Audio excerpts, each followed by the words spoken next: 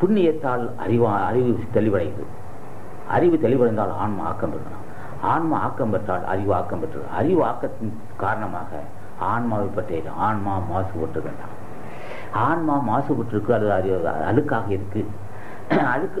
அழுக்கப்பட்ட ஆன்மாவை அறிவு அழுக்கப்பட்ட ஆன்மா.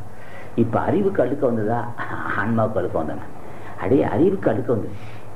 அறிவுல அறிவு மாசுபட்டுருச்சு. அறிவு அழுக்காக இருக்கு, அது மாசாக இருக்கு. அதன் காரணமா ஆன்மா மாசுபட்டு இருக்கு. சரி, இப்ப அறிவு தெளிவடைகிறதுக்கு என்ன சொன்னோம்? அந்த ஒன்றே ஒன்று வழிபாடான்னு சொல்றோம். அந்த அறிவு இப்ப நம்ம தலைவன் இருக்கிறான். அவன் தலைவன் எப்படி ஆனான்னு கேட்டான். ஆன்மா மாசு நீங்க ஏதோ அறிவு மாசு நீங்க. அவன் ஆன்மா மாசு நீங்க, அறிவு மாசு நீங்க. தெளிந்த அறிவு மாசற்ற கொள்கை தான். மாசற்ற கொள்கை என்பது தெளிந்த அறிவு தான். தெளிந்த அறிவு தான் ஆன்மா மாசு துணையாக இருக்கும். ஆக மாசற்ற ஆன்மா, மாசற்ற அறிவு. அப்ப ஞானிகள் மாசற்ற அறிவு உள்ளவர்களா, அது மாசற்ற ஆன்மாவும் கேட்ட. மாசற்ற அறிவு உள்ளவர்கள் மாசற்ற ஆன்மா பெற்றிருக்கிறான். சரி, அறிவை மாசுபடுத்துவது உடம்பா உயிரா? அடே, அறிவை மாசுபடுத்துவது உயிருக்கு அந்த யோக்கியதே இல்லை. அறிவை மாசுபடுத்துவது, அறிவை மழுங்க செய்வது உடம்பு தான். அப்போ உடம்பு என்ன செய்யறதுன்னு கேட்டோம். அது காய் சுத்தியால் தான் முடியும். காய் சுத்தி என்பது உடல் மாசு நீக்குது. உடல் மாசுக்கு நீங்க காய் சுத்தி அது உடல் மாசு நீங்கும். உடல் மாசு நீங்கினால் உயிர் மாசு நீங்கும். உடல் மாசை பற்றி அறிகின்றது அறிவா அல்லது ஆன்மாங்க? சிக்கல்படுத்தாது, பிரச்சனைக்குரிய வார்த்தை. ஆன்மா மாசுபட்டிருக்கு. அப்போ உடல் மாசு. உடல் மாசா அல்லது உயிர் மாசா? இல்லை, அறிவு மாசு. அறிவு ஏன் மாசு வந்ததுன்னு கேட்டான். முன் செய்த வேணேன். தக்க ஆசான் இல்லாதனால அறிவு மாசுபட்டு போச்சு. கருணையுள்ள ஆசான் உரைக்காத காரணத்தினால் ஆன்மா மாசுபட்டுச்சு. சரி, அறிவு மாசு வந்தது, உடல் மாசு. சரியா, உடல் மாசு வந்தது என்னுடைய செயற்கைக்கு, என்னுடைய செயலாளு கடவுள் செய்யறான்னு கேட்டான். கடவுள் படைக்கும் போதே உடல் மாசோடு தான் படைச்சிருக்கிறான். ஏன் அப்படி வஞ்சனை கேட்டேன். இல்லப்பா, இது இப்படி இல்லைன்னு சொன்னா உள்ளே இருக்கக்கூடிய ஆன்மாவை தட்டி எழுப்ப முடியாது. அதுக்கு உன்னுடைய நீ அப்படி ஒரு வாய்ப்பை பெற வேண்டும் என்பதற்காக தான் நான் மாசுல உடம்பு எடுத்தேன். அப்ப அழுக்குள்ள உடம்பை நான் அமைத்ததே உள்ளே உள்ள ஜோதியை அறிந்து கொள்வதற்கு தான். இந்த உடம்பு இல்லைன்னு சொன்னா நிச்சயமாக ஒளி உடம்பை நீ பெற முடியாது.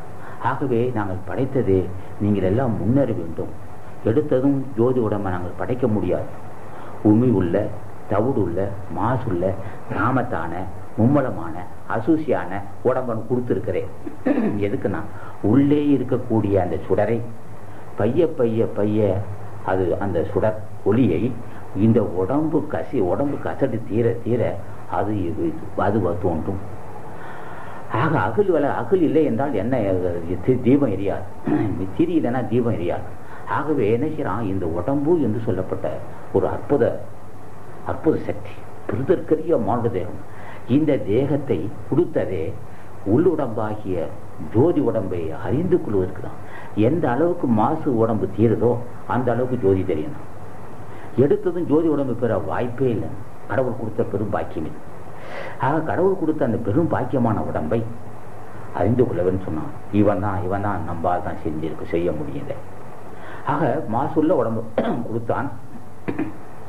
நியாயம்தான், வேற வழி இல்லை ஐயா. மாசுள்ள உடம்பு நான் காமதேகம் தான் கொடுத்துருக்கிறேன், துர்நாற்றோட தான் கொடுத்துருக்கிறேன், வேற வழி இல்லை. பூத்த உடம்பு தான் இது. ஆனா துர்நாற்றம் உள்ள உடம்பை கொடுத்த போதிலும் அதுக்குள்ள ஒரு ஒளி இருக்குது. அதையே தக்க ஆசான் மூலமாக தெரிந்து கொள். இல்லை என்றால் முடியாது. இந்த உடம்பு தாங்கிதான் அந்த உடம்பை பெற முடியும், வேறு வழி இல்லைன்னா. அந்த மாதிரி முழு ஜோதி உடம்பை பெற்றவர்கள் செயல்பட முடியாது. ஆனா இந்த உடம்பு கரைய கரைய அந்த உடம்பு ஆக்கம் பெறும் என்ற ரகசியத்தை நம்ம தமிழ் அறிஞ்சிருக்கிறான். இதான் முழு மருத்துவம் சொல்லியிருப்பான். ஆக மாசுள்ள தேகத்தை கொடுத்தார் கடவுள் அல்லது இயற்கை எண்ணெய். மாசற்ற தேகத்தை அறிந்து கொள்வதற்கு வழியும் வகுத்திருக்கிறான் ஞானிகள். ஊத்த ஜடலம் என்று என்னாதே, இது உப்பிருந்த பாண்டம் என்றாதே. பார்த்த பேருக்கு ஊத்த இல்லை, இதை பார்த்துக்கோ உந்தன் உடலுக்குள்ள. பார்த்த பேர் ஆராய்ந்து பார்த்தவர்கள், அறிந்தவர்கள், உணர்ந்தவர்கள், அவர்களுக்கு இது இந்த தேகம் ஒரு மிகப்பெரிய வரப்பிரசாதம், மிகப்பெரிய ஒரு சஞ்சீவி, சிறந்த மருத்துவம். ஆன்மாவுக்கு சிறந்த மருத்துவத்தை அல்லது உன்னுடைய வாழ்வை உயர்த்துவதற்கு இனி அழியாத பெரும் வாய்ப்பை பெறுவதற்கு தான் இந்த உடம்பு கொடுத்துருக்காங்க. அப்ப பார்த்த பேருக்கு ஊத்த இல்லை. யார் எந்த பார்வைனா அது அகப்பார்வை. ஞானிகள் உபதேசம், ஞானிகள் ஆசி, பார்த்தவர்கள் உண்மை அறிந்தவர்கள், ஆராய்ந்து பார்த்தவர்கள், உண்மை அறிந்து பார்த்தவர்களுக்கு ஊத்தை இல்லை. ஊத்தை என்பது அசுத்தமான உடம்பு.